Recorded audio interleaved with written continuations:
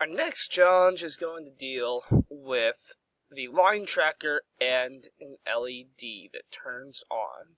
So in our previous unit, Magic of Electrons, you guys made a nightlight. Now we're basically going to be making a nightlight, but it's going to be through coding.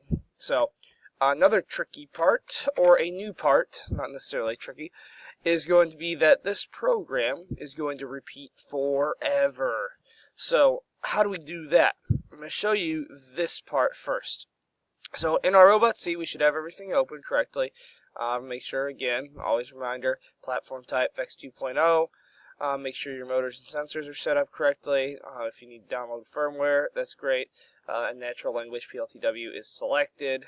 I'm going to pull up my natural language. So task description. When hand covers the line tracker, the LED turns on.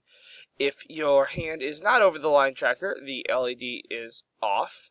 I have the program repeat forever. So I kind of broke it down here. So if your hand's covering the line tracker, that's first step. The LED turns on. The hand is removed from the line tracker. LED turns off. And the code repeats forever. So let's talk about this part first. Now we're going to actually have to go up into the control structures.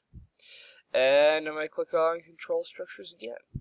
And there's a thing called a while loop. Now we're going to drag that while loop into our task main. So you actually get a new set of curly brackets in here. And that is where our code goes in. Now you also see where it says condition. We're going to need to make this condition true. So if you use any other kind of programming, if you got Arduino or Raspberry Pi at home, you may have seen this before. You put 1 equals 1, which is a true statement. 1 equals 1. So we're going to put that in. You could also, in this programming software, you could write the word true in there, but let's just go with this right now. So then we have to work on our body. Now I'm going to put some things in here real quick and pause the video, and I'll talk about them. Okay, so now I have the sample code in here, but there's going to be a few things that you're going to have to do. There's an until light. We also have turn on, or turn LED on, until dark, and turn LED off. So, our first step here, hand covers line tracker.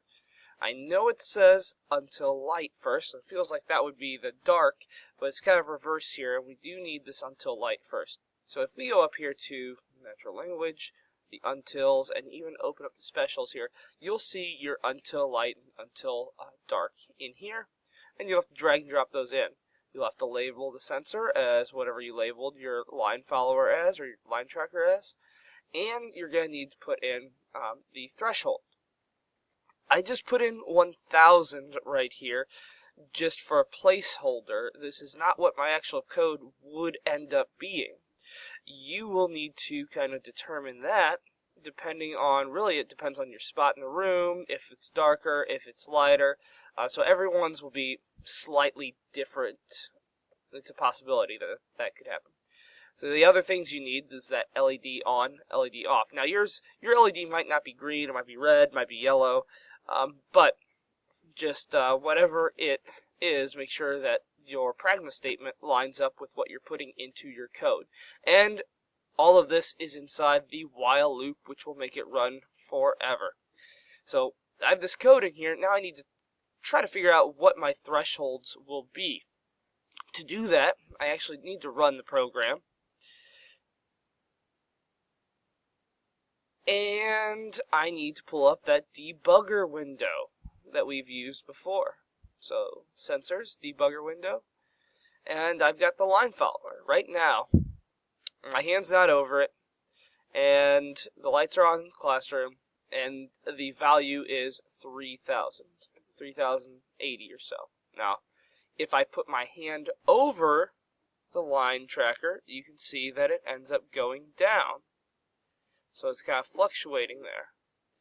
So this, you'll have to play with these values here that you find and input them into these spaces. I just put 1000. Yours probably not going to be 1000. Definitely not going to be 1000 for both of them. So figure out that and get this to work effectively.